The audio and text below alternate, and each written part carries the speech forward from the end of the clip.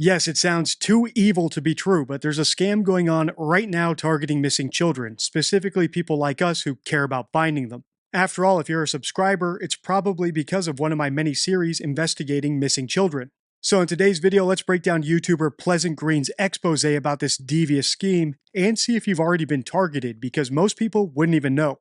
I'm Deception Detective, an attorney trained in statement analysis. This channel exposes lies and manipulation, so if that's your thing, hit subscribe. For early access to new videos, exclusive videos, and other cool perks, consider becoming a channel member. Link in description. As I said in the intro, YouTuber Pleasant Green exposed this scam, but I'm going to skip over the parts of his video that aren't relevant to us, so the full thing will be linked in the description if you want to watch it next.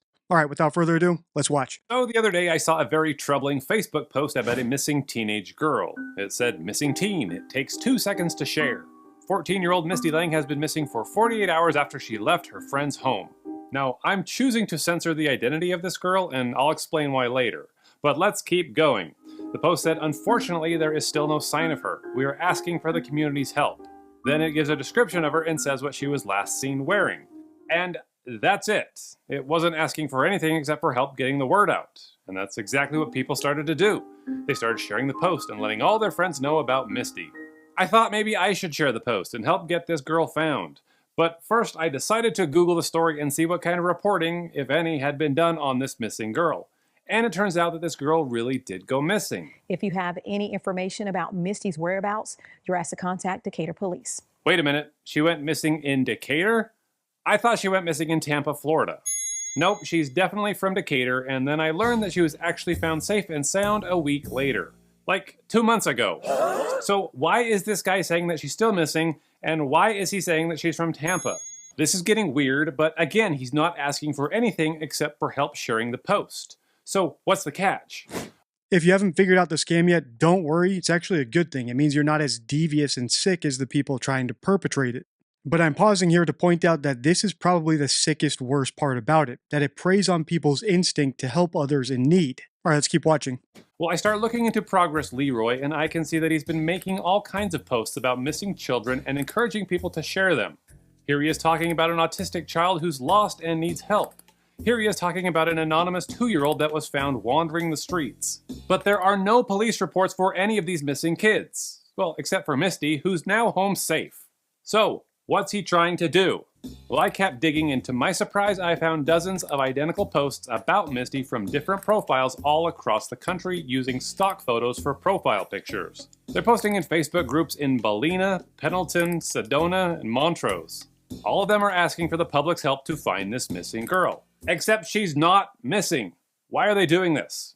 So I just start saving every post I see, and then the next day something very interesting happens. I noticed that one of the posts that I saved from a guy named Rick Pope now appears to be advertising a rent-to-own property. Except I don't remember saving a real estate post. So I go to view the edit history, and this guy Rick has edited the post from its original missing persons alert to be an advertisement for a rent-to-own home.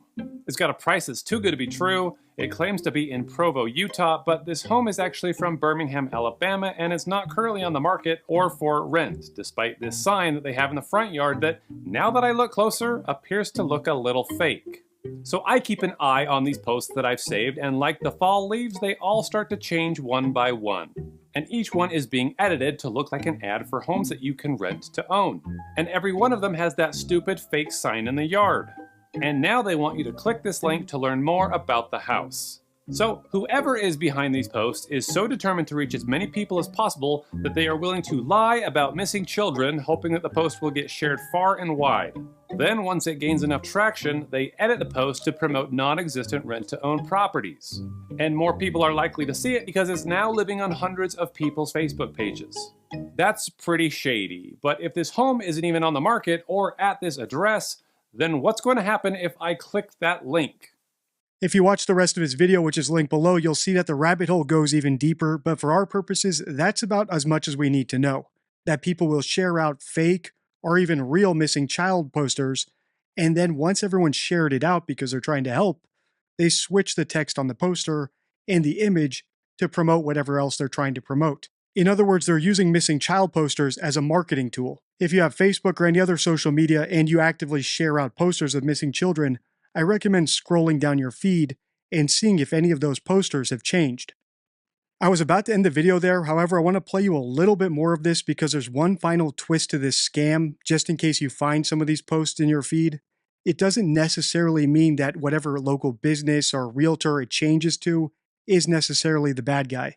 So here's Pleasant Green's explanation of why that is. Well, I click it and then it takes me to a whole new site called Foreclosure Realty Group where it makes me take a survey. Why do I need to take a survey? I just want to learn more about the house that Progress Leroy was advertising. But before I can see any of the homes, I have to sign up to get my credit checked. This is going to require me handing over my name and social security number, which I'm a little uneasy about considering that the person who sent me here is over on Facebook lying about missing kids. So then I wonder, are all of these posts like this? I go further down the rabbit hole by visiting each one, and they all have these little stand-up sites that are being run by who knows who because they're paying a company named Jewel App Privacy to hide their info. What are they hiding? They all have you click this button that will route you to different websites depending on your IP address. You could end up at Foreclosure Realty Group or foreclosurehomes.com or rentown.com. And they'll look at where you're at in the world and populate a bunch of random homes in your area that you can rent or buy through foreclosure. And I'd love to actually explore this site, but it's making me either pay a fee or have them run my credit. You know, I'm not feeling that brave. But let's look and see how it's gone for other people who have visited these sites. RentOwnClub.com on Trustpilot has one review from Nick saying this is a fake site that makes listing for houses that are for sale at super low prices, but what they want to do is run your credit application through their site that's stealing your information. Do not give them any of your information. FreeClickScore.com has over 20 reviews from people saying they paid the $1 fee to get their credit score but ended up getting charged $39.90 every month until they finally had to cancel their cards. Now, I have not signed up for any of these sites myself, so I can't give you my personal experience using them, but I can tell you the way that I ended up at them, and there's a lot to be concerned about. Someone out there lied about a missing child in order to get a wider reach for their post, which they then edited to promote a link that would redirect you here. And they seem really, really anxious to check your credit or sign you up for a subscription. Are they stealing your data? Are they trying to lock you into a subscription? When there's smoke, there's fire. And it's entirely possible that the people running these sites don't know about this. I suppose it's possible that they're unknowingly paying a marketing group for clicks that are being generated through deceptive means. Because you see a lot of this on Facebook where HVAC companies will pay supposed marketing firms to create fake profiles to try to drum up duct cleaning jobs. So that's the final caveat. Even if you find a post in your feed that used to be about a missing child and is now about a local business or realtor, that might be happening without their knowledge. It's possible they hired an unscrupulous marketing company who's doing all this behind their back. There's still more to this rabbit hole, so I do recommend watching Pleasant Green's entire video. It's linked in the description. If you want more videos like this, let me know by liking, commenting, and sharing. Until next time, stay true.